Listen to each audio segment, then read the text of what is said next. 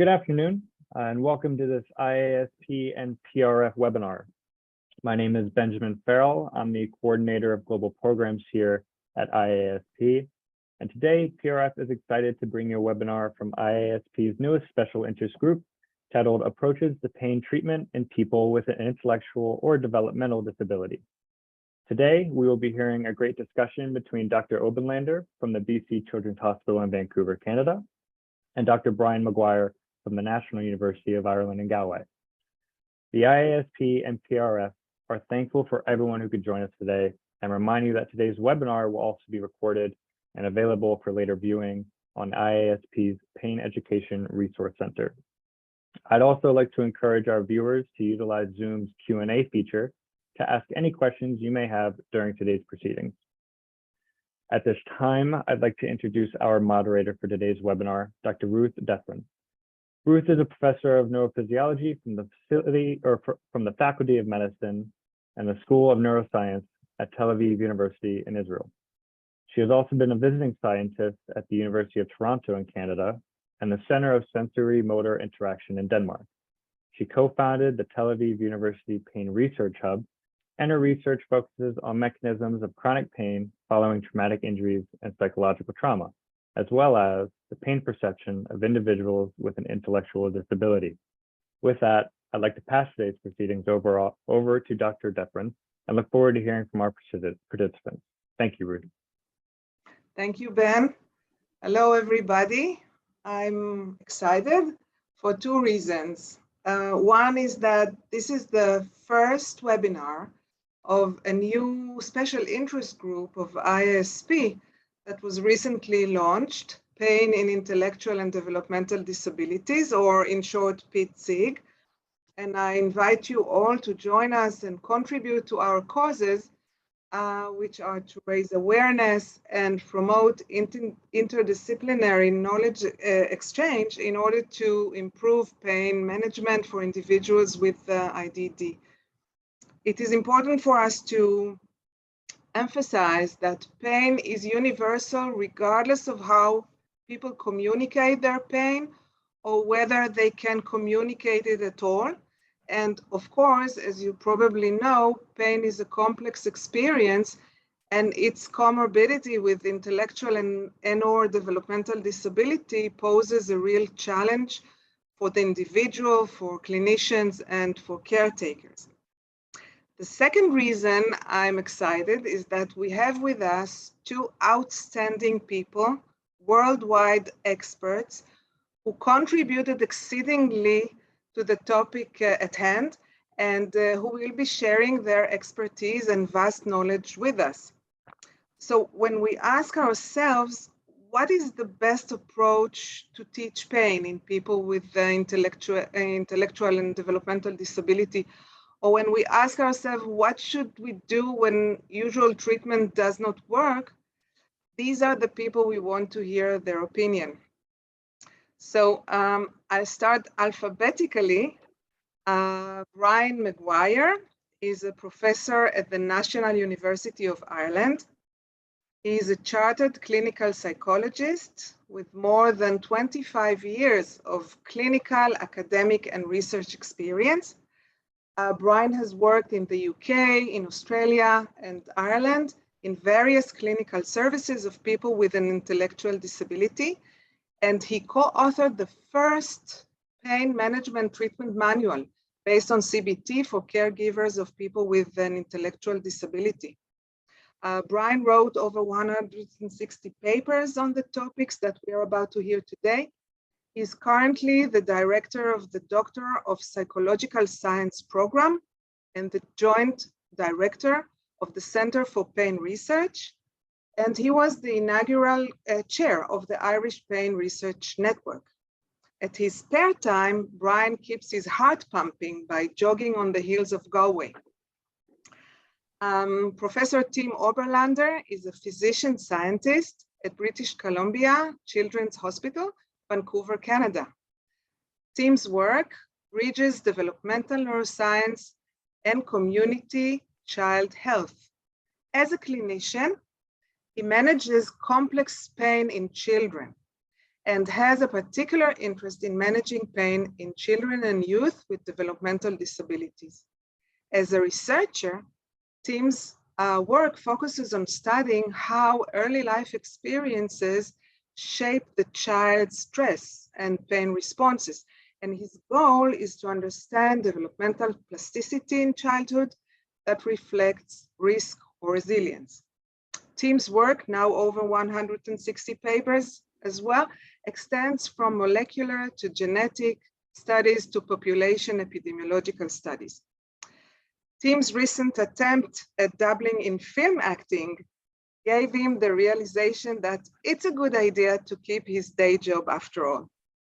So please welcome Brian McGuire and Tim Oberlander. So Brian, let's start by asking, why is it important to talk about pain in people with intellectual and developmental disabilities? You have a significant body of work on the prevalence of pain in this population. What have you found? Yeah, thanks, Ruth, and thanks for the introduction. And it's great to have this seminar today. So that's a really important question, is, why are we here? Why is this an important topic? And, we know from epidemiological studies in the general population that chronic pain, so pain that's there for at least 3 months and there most days, that it impacts on very high numbers of people in the general population. What we don't know or haven't known is to what extent that problem is also there for people with intellectual disability. There are lots of challenges, of course, in doing epidemiological studies, even in the general population, methodological differences and I suppose differences trying to capture data. Not all systems, for example, have electronic health records and so on. Those problems are compounded when we think about people with intellectual disability. There tend not to be registers, for example. There are problems of people being with intellectual disability not being able to verbalize, for example, or not able to verbalize in the same way about their pain. And we know that verbalization of your pain or vocalization about your pain is the gold standard. As clinicians, when we ask people of average intelligence, do you have pain? They're able to tell us yes or no. People with intellectual disability may not have that capacity, or they may have atypical pain behaviors or atypical forms of expression that makes that really challenging. So I suppose one way to try and establish how common the pain problem is to ask people who know that person very well, so caregivers. And so we've done a couple of studies asking caregivers. We did the small pilot study a few years ago in a local service, and we asked caregivers, how many people that you look after do you think have chronic pain that's there almost all the time? And they estimated that it was about 13% of their service population. We did a much bigger study a couple of years after that. We surveyed about 2,000 people. We got about 750 responses from caregivers again, and again got a figure of about 15%. Now, it's noteworthy that that figure of about 15% is actually similar to the general population estimate in Ireland as part of the Pain in Europe study. There's a very large study done, epidemiological study done around Europe, and 15% is about the same as our general population. But we think that that's probably actually a gross underestimate of the problem of chronic pain in people with intellectual disability, because they have a number of risk factors that makes it very likely that they have more pain than the general population. And those risk factors include medical problems, musculoskeletal issues, untreated pain. If you're not able to communicate about your pain, it may not be treated and therefore it continues on. So we think that's probably an underestimate. Not to also higher tendency to fall or to be in accidents, etc. Tim, why is understanding and treating pain in children with developmental disabilities important? Would you like to introduce a child with IDD that you have treated so we can get a glimpse of your professional world? Yeah, thanks for the kind words of introduction. I'll just start by comparing and contrast with what Brian has just said, if we look at some recent evidence in children and youth, about 90% of children in one study in 2018 were found to have, with cerebral palsy, were found to have chronic pain that had been ongoing for over a year. And then another study by Rose Steele and my colleague Hal Seiden and his group here in Canada showed that of the 3 most common symptoms that parents were troubled by for their children who had progressive metabolic or chronic neurologic impairment, brain-based disorders, that pain, sleep, and feeding were right at the very top. So it's not an inconsequential fact of daily life. But so it's common. It can be very confusing because the signals, as Brian just said, are ambiguous and subjective. And my sense is that if you've seen one child with a developmental disability and chronic pain, you've seen one child with developmental disability and chronic pain. It is very heterogeneous presentation. And I think we have to recognize enormous individual differences here. If we were to think about what a typical consult in a complex pain service looks like, I'll just illustrate what the complexity looks like at the ground level. So I'm just going to use this as an example. A 14-year-old female who is nonverbal, is on the autism spectrum disorder, has a significant concurrent cognitive impairment, and has a variety of self-injurious behaviors, including binging and hitting. But associated with the treatment has come a metabolic condition, hyperinsulinemia, because of the antipsychotic medications that are used, excess increased weight gain, constipation, and the types of behaviors, again, are nonspecific in the setting, which could include pointing, hitting, grimacing, grinding teeth, repeated head motions. But where there is some capacity for communication, this individual actually was able to use a tablet to indicate a picture that had been developed as a signal for pain. So there was some access to that lived experience. Concurrent with this was episodic vomiting, and it wasn't clear whether this was associated with the pain or not. And just importantly, this would be quite important, because if we were talking about a migraine disorder, then the vomiting would be part of this. However, because there was eating difficulties and binging at the same time, this could also be part of the behavior. In any case, the response to medication in this case was actually very modest or poor, and everything that had been tried had not changed any of these behaviors. So the question still came up with was what was going on, how much of this was a pain disorder, and how much of this was behavior, and how much of this was perhaps related to the underlying developmental condition, which are really the 3 core questions that we have to ask when we begin to sort of unpack how to manage pain in this setting. So how do you differentiate between pain or stress or anger or?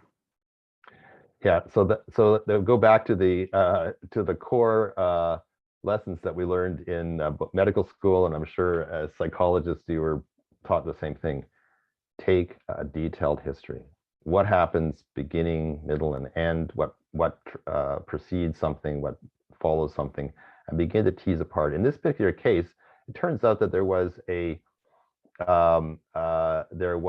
pattern of behavior associated with bright lights and loud sounds, and so as well as disrupted sleep. So we began to sort of tease apart the possibility that this was a migraine disorder, and there's no reason to believe that a 14-year-old, 15-year-old with autism wouldn't have migraines just like the rest of us, and we began to sort of tease apart. And so a good history, and then I think at a certain point one has to say, we have to start an empiric medication trial, and thinking about what would be typically useful for migraines might be a place to start. So, Brian, do you tackle the same symptoms in adults with IDD? Yeah, so we tend to see people with similar problems. I think that we probably in my work tend to see people who are a little bit more able, more cognitively able, in order to do psychological interventions, because that requires a certain level of cognitive ability. But you would be aware yourself, Ruth, that there's been a network of people involved in research over the last few years, trying to identify some of the indicators of pain. So some of the facial indicators, vocalizations, body movements, and so on. So there was a European funded network called a Cost Action that was focused on pain assessment and cognitive impairment. And a multidisciplinary group of people from a number of countries around Europe and Israel and other places came together and tried to identify what are the kind of most reliable indicators of pain expression, facial indicators and others.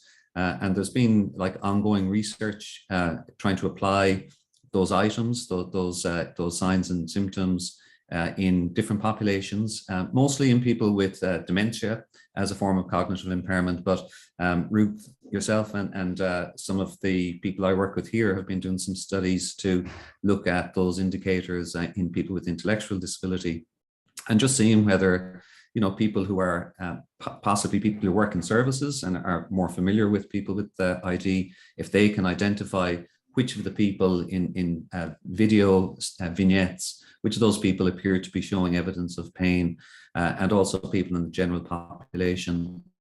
And there are some indicators like grimacing and eye closure or screwing up the eyes that are kind of universal, appear to be universal indicators. But I think, as Tim said, the history is really important. And I think collateral report, when you live with somebody or take care of somebody for a long time, you start to know their patterns of behavior really well, and that information from caregiver, parent, whoever that person is who knows the individual well, I think that's really crucial information. And then, Tim, when you see this child and after you think she has migraine pain, what is the first thing you try to do? What is the way of thinking as a physician to help her?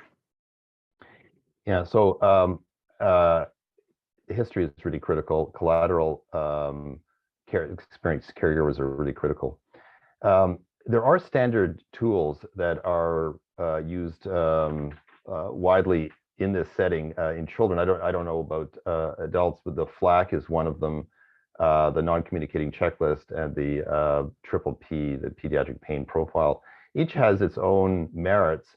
I would say that the most important thing is not the measure itself, but it's how it's used. And so multiple points of time are critical to understanding the pattern of the behavior. So it's not just the behavior exists, but what does it look like across a week, different settings, different times of the day.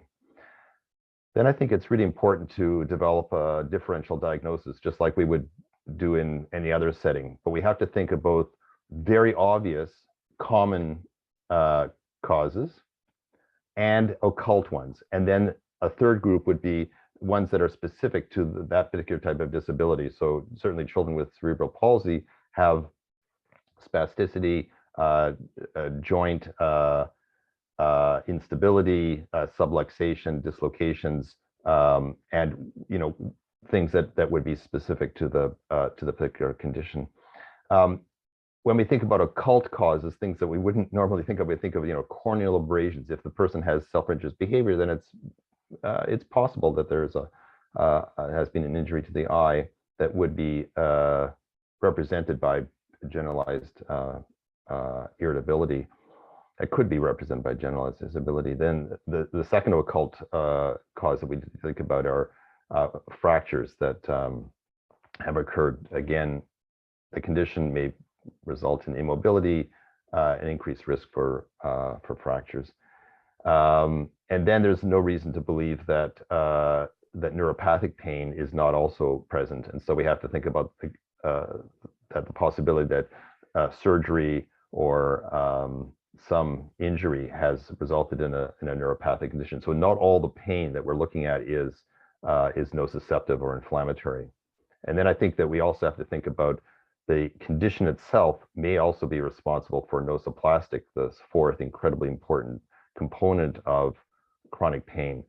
And so we have to be sensitive both to our the individual, their condition, and the fact that the pain system is still functioning, maybe in an altered way, but it is possible that all four forms of pain can exist. So first of all, differential diagnosis, and then I guess an assessment of the amount of pain. So does the amount of pain affect your decisions? Well, actually, let me step back for a moment, because there is a very crucial part of managing pain in this setting. And while we all accept that pain exists across a spectrum of cognitive, motor, social, communication impairments, we have to make sure that we're all on the same page.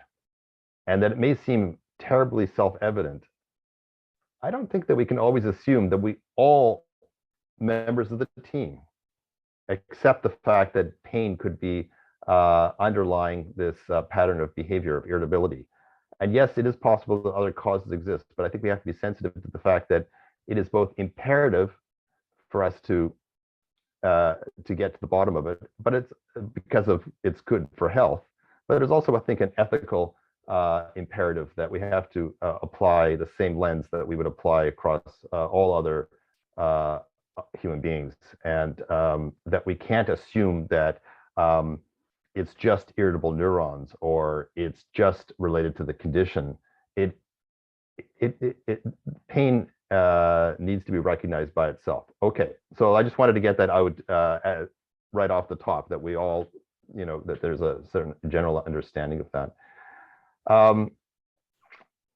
Yes, so where do you get started? And at some point, even if you're really smart and you get the right differential and you figure out what blood tests to do and what x-rays to do and what's candidate causes for the pain, you still have to get started, because at the end of the day we have to treat, and that's where a good empiric thoughtful approach based on what you think is a possible mechanism, and then apply certain medications. But I also think that it's not just pharmacology, it's also the way in which we how do we use psychological interventions. And I think it's really important that Brian might lay out a number of alternate approaches, and I'm happy to come back to talk about medications, but I think it's critical that we think about all possibilities, both physical, exercise-related, psychological, and pharmacological approaches. So Brian, what is your take? Yeah, I'll jump in. So just a couple of comments on things that have been said so far. Tim made mention of the fact that one of the studies in cerebral palsy showed that there was very high prevalence of pain, maybe 90%. And that is in fact the case. And it's interesting that some of the prevalence studies that have been done where you ask caregivers about the likelihood that chronic pain is present, that the caregivers are much more likely to be able to say, yes, I think pain is present in this person that I look after, if those people have a milder level of cognitive impairment, and they're less likely to say pain is present at the more severe or profound end of the scale. And that comes back to the fact that, pain is expressed differently in people with more severe levels of cognitive impairment. So even people who know them well may not be recognizing the fact that pain is there. But of course, we know it is there at least as commonly as in the general population, if not more so. So that was one comment. Another comment was to do with where Tim left it there, which was about the range of interventions that might be offered. And again, some of the studies that we've done where we've asked about the kinds of treatments that people are getting. People are very unlikely, at least in the research that we've done here, are very unlikely to be on prescribed analgesic medication. They're much more likely to be on just over-the-counter drugs like, paracetamol, acetaminophen, or anti-inflammatory medications. They're much less likely to be receiving prescribed medications. The person who's likely to be looking after them is likely to be a GP. When you ask about access to other treatments, whether it be, commonly, like most of the people that we would see in the non-ID sector for pain management, most of them go for physiotherapy. Almost none of them get physiotherapy if you live in an ID service or a person with intellectual disability. Only 2% of the people that we surveyed had ever seen a pain management doctor, a pain management specialist, and like that says something about, I suppose, equity, ethical access to treatment, and so on. And Tim referred to that there. So I do think that we need to think about broadening the range of treatments that are offered to people. In terms of the psychological treatment, so you made mention there in the introduction, Ruth, about a treatment approach that we have developed a few years ago. Having worked in psychological intervention for many years in the general population as well as in ID, I'm very much aware that cognitive behavioral therapy, CBT, is very effective for treating lots of different conditions like depression, anxiety, anger problems, and is also routinely used in pain management and psychological approaches to pain management. In fact, it's often kind of the bedrock of multidisciplinary treatments. Yet, it's very rarely offered to people with ID, and for an understandable reason, which is that any kind of psychotherapy is cognitively demanding and complex, and people with ID have cognitive impairment. And so it doesn't always look as if a person with ID and psychotherapy can go together. But I guess we were interested to see if that was the case. So back maybe 12 years ago, one of my doctoral students decided to do her doctoral thesis and did a sort of a case series, and we developed a EBT-based treatment manual, which is called Feeling Better, plug for Feeling Better, and that was designed for caregivers of people with an intellectual disability who have pain problems. So it's basically a modularized treatment program, I think with 20 modules in there. Typical CBT stuff, psychoeducation, relaxation skills, arousal reduction, distraction techniques, cognitive restructuring, the benefits of exercise, medication management, all those things that you see ordinarily in pain management programs. And we basically devised simplified versions of that information and prepared material for the caregiver to explain that this is the reason that we do this intervention, this is what this stuff is about, and this is how to teach it to the person or deliver it to the person you're looking after. And then we develop materials that we use directly with the person. And so in one of the earlier evaluations of that material, which was in, I think, Journal of Intellectual Disability Research, we were able to show, first of all, that it was feasible to use it with people with mild ID, mild being kind of, around 55 to 70 as an IQ score. Verbal people with typically with musculoskeletal pain problems, but they were able to make use of that information. They were able to improve their pain management knowledge. They were able to use more pain coping strategies, pain coping skills.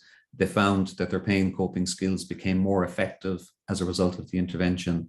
But we also found that they tended to use the more behavioral parts of the CBT than the cognitive parts of the CBT, which kind of makes sense as well.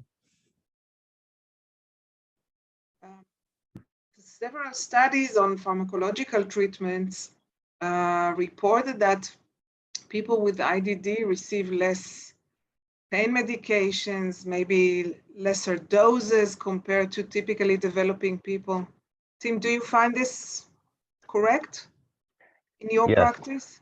Yes, and we also see the exact opposite too, which is that often we're faced with polypharmacy, but that it's even more about an issue when it comes to polypsychopharm, and where we see large numbers of different drugs, including antidepressants, anticonvulsants, anti-inflammatory drugs.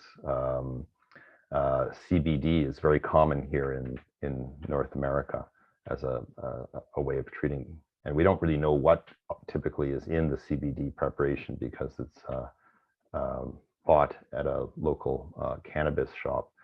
And then there are a variety of other nutraceuticals that all might have an effect on either reducing the effectiveness of a particular analgesic or co-analgesic because of the way in which they're metabolized, or they actually create toxicity because they're poorly metabolized, and therefore the irritability may actually be a sign of the drug interactions and not of the underlying condition, making pharmacological therapy in the setting very, very difficult.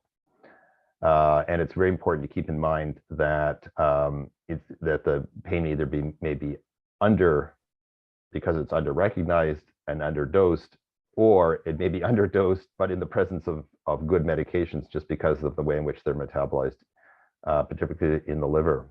So understanding complex psychopharm interactions and the way in which drugs are metabolized and eliminated is a critical part to managing pain in this setting, because you can end up with side effects. And then I'm going to throw in one other thing, is not just the drugs and the nutraceuticals, but there are factors in everyday life which also may change the way in which drugs are metabolized. So smoked meat, for example, or grapefruit juice are critical to either speeding up or slowing down metabolism depending on the metabolic pathway, which is by way of saying, again, detailed history is critical to understanding why some good drugs don't work in this setting. And do you think that children with IDD require different doses for pain alleviation medications? Yes, that might very well be the case, especially if drugs, medications use the same metabolic pathway. So second generation antipsychotics may use the same pathway as antidepressant, and thereby either the drug metabolism gets inhibited or it gets induced. So if it's inhibited, you can end up with a higher effective drug levels, or if the drug is metabolic pathways induced, therefore you could end up with lower levels. And so one has to be careful about which drug is doing which to the other drug. And I'm just giving this as a relatively simple example. It gets much more complex when you deal with 3 or 4 drugs that are dealing with exactly the same pathway. Remember that most of our drugs are metabolized by essentially 2 enzymes in our liver, and so there's a lot of competition, and that can lead to some unusual patterns of either a toxicity or subtherapeutic levels of the drug. And I guess some people can refuse taking oral medications. It's also a problem. So you need to think probably of other ways to provide the medications. Absolutely. In fact, I'm now finding that that most of my attention to pharmacology is to get children off of complex drug combinations and avoid potential problems with complex combinations. So yes, simple is still the best, and that's where I think that what Brian is describing is essential, that we use everyday behavioral interventions, physical exercise, modalities like TENS, heat, seating, particularly where spasticity is a critical issue, and we try to avoid these drug combinations, which probably are much more of a problem than we usually think. It's not just a simple matter of starting a drug and seeing what the effect is. Brian, it's more intuitive to understand given medication, but how do you decide which which approach to do with the patient in front of you, which psychological treatment or approach Sure. to use. So most of the work has been done using CBT, cognitive behavioral therapy, and I guess they're the materials that we've developed. So the question for us usually is whether or not a given individual could use CBT. And so outside of the pain management world, there's been, a relatively greater amount of clinical work and experience and research, say, around treatment of anxiety disorders or depression in people with ID using CBT. And so there are research papers out there, and I saw earlier that somebody asked whether or not we might be able to share a list of resources, and I replied back into the chat to say, yeah, we'd be happy to do that. So I can add to that some resources around how to make decisions and kind of what would be the prerequisites for somebody to be able to make use of something like CBT. But obviously it's a capacity for, some kind of at least verbal understanding, if not verbal expression, because psychotherapy is verbally mediated. So the person needs to be able to understand and communicate in some way. And then it's about, to what extent they're going to be able to, weigh up information. CBT is based on helping people to make judgments about whether one thing is likely to happen or another. So a person has to be able to have that level of cognitive ability. One other area that we've been working on more recently, a paper that we published in just in the last few months, actually, in Pain Reports, the new journal. We did an intervention. One of our students here, Rachel, and a colleague of mine, Helena, did a study where we worked with 3 children with severe ID and ASD, autism, who had a very low level of cognitive ability. And over a period of weeks, we were able to work with teachers in the classroom to show that we could teach the children to identify in themselves the presence of pain and to communicate that to their teachers and to ask for pain relief. So I think that's really exciting. It's not the kind of work we would ordinarily think about doing. Psychologists were usually kind of at the more able end of the cognitive spectrum, but I think it's really, really exciting and interesting and valuable to be able to do intervention work where we're working with people more severe cognitive impairment. I'll just say that is such a great example of where we probably need to be, which is identify individual capacity, use whatever is available, verbal, nonverbal, intellectual interventions, and teach meaningful skills and tools. I'll just point out that what we're really talking about here is the core part of pain assessment and management, which is focusing on function. How can we improve every day in a way that it improves communication, improves that takes advantage of the tools that the person can be equipped with to improve everyday life, communication, in getting help when it's necessary, and providing some relief. And we often find that if we can provide a way of improving function, the symptoms will follow, not just because we can get better treatment, but because life improves. And sometimes symptoms are much slower to catch up with function, and the focus on where we can make a difference is really not just at the drug level or an individual modality, but can we improve everyday life? And also the benefits, the secondary benefits of physical activity, and can benefit other symptoms as well. Yeah. like sleep, eating, social engagement, being out of the house. I might just pick up on what Tim said. I think that's exactly right. That we are looking at trying to improve quality of life and function. And I guess we're not always going to be able to, from a psychological point of view, teach people the skills to self-regulate. So distraction is very powerful. We know that from working with our little kids. If they hurt themselves, you just distract them away from the pain and they forget about it pretty quickly. So distraction is very powerful. We're not very good at attending to more than one thing at a time. So if you put your attention somewhere else, it comes off the pain. In regular pain management work, we teach people how to do that. People with general intelligence learn how to use distraction in an effective way to move their attention away from pain. People with cognitive impairment, it's much harder to do, but it doesn't mean that we can't provide distraction in the environment for people. If somebody being changed or having dressings changed or something like that, if we've got distraction in the environment, whether it be music playing or, access to video games or virtual reality, all of those things we know help to distract people away from pain. And so I do think we need to think about other ways, techniques, devices, and so on, that might be helpful for people. Just earlier, when Tim was talking about some of the interventions, I thought I might just ask Tim. You mentioned, say things like TENS machines and seating and heat application and so on.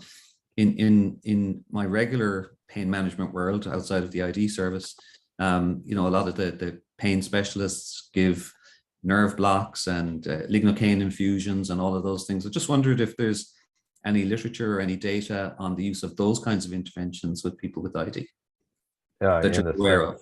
Yeah, in the setting. I'm not aware of a large literature that looks at large numbers of individuals who get the types of blocks that we typically use in normotypical children and youth. Certainly interventions like baclofen pump is very effective for managing spasticity. And of course, spasticity at its extreme can be painful, no question about that, but or other types of IV antispasmolytic agents. But in terms of large literature in children, I'm not aware of that, and I'd be happy to hear from the World Wide Web, the audience, about whether they also there are the literature that I'm just not aware of. But a very good question. I don't think that under the right circumstances it would be any less effective than in other settings. So I think that it needs to be part of the armamentarium, with the caveat that you need to have the individual participating in providing both feedback and also taking advantage of it with improved function. And for spasticity, particularly manual therapies is also very useful. Yeah. Physical therapy. Yes, absolutely. So when you diagnosed a problem, you treat the person or the child, and you try one medication and another, and then nothing seemed to be working. What do you do then? Does this happen? Absolutely. And yeah, therapeutic failure is very common, certainly in my experience. And at that point, you really need to go back to a few basic principles, like, have you thought about the history? Have you thought about the differential diagnosis? Have you thought about the investigations that are necessary? What about the pharmacology? Why good drugs don't work? Have you tried non-pharmacologic interventions as a psychologist, a physiotherapist, being involved? Have you engaged the right members of the community?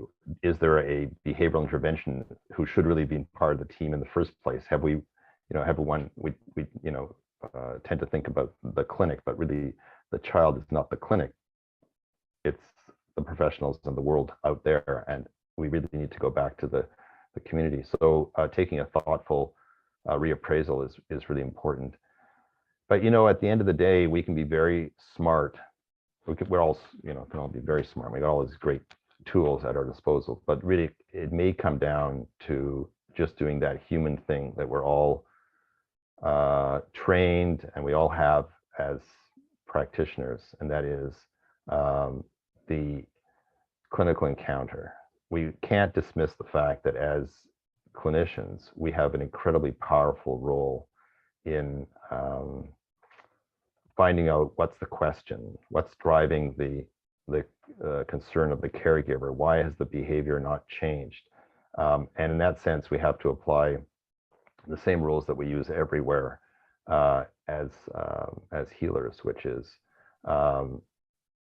being present, being empathetic, and it might just take booking a follow-up appointment, and that is enough to just sort of keep things going. And in that sense, we do have the tools to not always solve every problem, and not every behavior is pain related, but we have the tools to keep things moving. And so it's quite important that we recognize that there are things that even in difficult moments, there are things that we can do to move things forward. And then I also have to point out that sometimes keeping things very simple is probably the best approach here. Life can get very complicated with lots of players, lots of different medications, lots of different modalities for treatment, and sometimes just focusing on one approach at a time can be a simple, reasonable way to sort out why things don't work when they really should. Do you think there is a role for humor or maybe other less traditional manners within the traditional medicine or psychology? Question to you both. Yeah, I'm happy to answer that. I do, but I think it depends on the person that you're working with. You know, I think you've got to try and match your intervention and your style to meet the person's needs. And some people will work well with humor.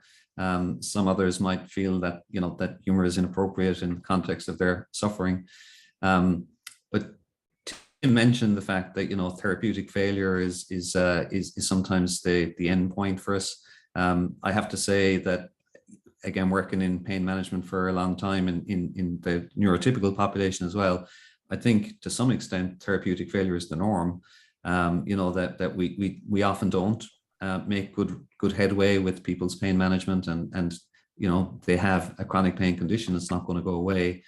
And the conversation is often, from a psychologist's point of view, is often about learning to live with something that's going to be there for a long time and it's unpleasant, but it's learning to accept it and trying to be as functionally able and have the best quality of life you can have despite the pain. I think that just becomes a little bit more challenging when you're working with people with cognitive impairment. The whole notion of acceptance and so on, there's a literature and there's a psychotherapy model around acceptance, but it's complex. And you know, I think it will be challenging to try and modify that and make adjustments to it to make it suitable for people with ID. But yeah, you have to remain kind and generous and keep that human touch and be caring.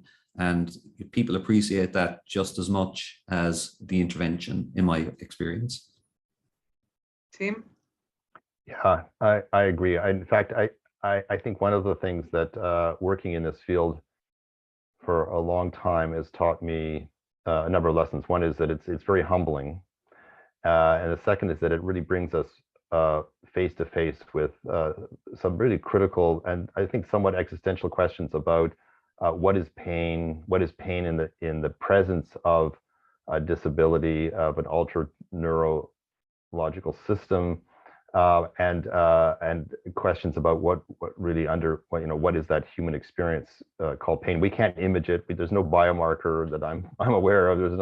There's no blood test, and in that sense, we're very dependent on both the patient, the caregivers, and us as active participants in pain management. And it really brings us actually to a very core question about our role as healers, and can we actually do something to change and improve suffering.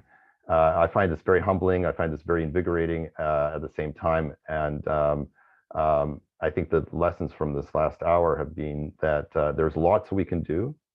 There's knowledge that can guide us, and that there really is no end of the road. So while we talk about therapeutic failure, it's just a gas station on the highway. It's not the end of the road. We've been talking about the interaction between the patient and the clinician. What do you think is the role of the caretakers in pain management, both in the acute setting and chronic setting? Yeah, I think it's crucial. Yeah, I think it's crucial. It's central. You know, the limited work that's been done so far, our own experience of doing intervention work, psychological intervention work, you need to have the caregiver in the room there with them. And in fact, I often seek to have a sort of a therapy partner, even in neurotypical population. You know, a lot happens in a consultation. People only take a fraction of it away. They go out of the room, they're motivated. A week later, the pain's bad, the motivation's lost, they haven't slept. It can be really helpful for them to have somebody who can, you know, outside of you as a professional, can help to give them a lift and encouragement, remind them of some of the stuff that you might have talked about, the strategies, the techniques. And I think that's even more important for people with ID who don't have that sort of self-direction themselves usually. And so I think that's crucial. I think they play a really important role. Tim? Yeah, I think that I would just add one other thing, and that is book a follow-up appointment. The power of faith, belief that there is going to be a better day out there is very invigorating. And when in doubt, just book a follow-up. Unfortunately, we are coming to the end of our time, and we have to wrap up. So I would like to ask you both, Brian and Tim, what is the single most important thing you would like people to know? I mean, what is your take-home message? Tim? Well, first, I just want to do just a shout out to Frank Simons, who brought us together. He's a moving force in this SIG, and his colleagues should get a round of applause for bringing this whole field forward. In terms of you know, the take-home message, it's first of all that pain is very common in this setting. And the behaviors, though, can be very, or the communication or understanding that pain experience can be very difficult because the signals are subjective and ambiguous. And so it's very, we're left with this challenge of what's going on. And I think we owe it to our patients to be as systematic and thoughtful as far as we can go to figuring out what's pain and what is something else. Seizure, sadness, anxiety, and anything else that might represent the same level of behavior. The risk we have in the setting is that we get into a investigation cascade, and one thing follows another, and we have to be very careful that we don't go any farther than we need to, and that we actually stop where we need to. And then we try some empiric approaches, which should be these multimodalities that we've talked about: pharmacology, physical, and psychological therapy. But we still, at the end of the day, could end up with therapeutic failure. Things that should work don't work, and we need to figure out where to go next. So my message there would be keep things simple, go back to the basic principles, and keep things moving. And it might require a follow-up, and that could be just enough for today. Thank you. Brian? Yeah, pretty similar message. I think you know, the take-home message from my point of view is try something, and you know, keep looking for some angle, some approach that might be beneficial for the person. Sometimes it is very simple stuff. Sometimes it's distraction. Sometimes it's exercise. Sometimes it's you know, peer support. You know, again, having done lots of pain management programs over the years, it's incredibly powerful how, you know, groups of people that came together 10, 15 years ago for a pain management program that still meet every month for a cup of coffee, and you know, that peer support is really, really important for them. It keeps them going. And we don't think of that necessarily as an intervention, but it's just as effective. It's what keeps them sane and keeps them functional. So I would say try something. Don't give up hope. And I think just looking forward, I think we've got lots of unanswered questions. I think the field is ripe for investigation. I think it's been really educational for me to hear of Tim's experience today and his use of medications. So that's been really illuminating. We've kind of touched on the use of maybe medical devices and procedures that I think are rarely trialed in this population, and then maybe opportunities for that. And in my own field, again, outside of the ID world, I've spent a lot of time trying to develop, online, remote, digital psychological interventions so that can be made available to more people free of charge, and it doesn't matter where you live. That for me also is the next step. I'd love to see if we could develop that for people with ID as well. So again, we can just reach more people with more therapies. Thank you. Thank you all for joining us. As I said in the beginning, this is the first webinar of our new PIDSIG, hopefully one of many. And we invite you to join us because there's, as you heard, a lot more to do. And we have to keep our spirit high and do the best we can to reduce the suffering for this population. Ben, would you like to wrap up? Yes, Ruth, thank you. I would just, want to reiterate again, thank you for attending. This was a great turnout. And I would just say as a final reminder, I said it in the introduction, but I'll say it again.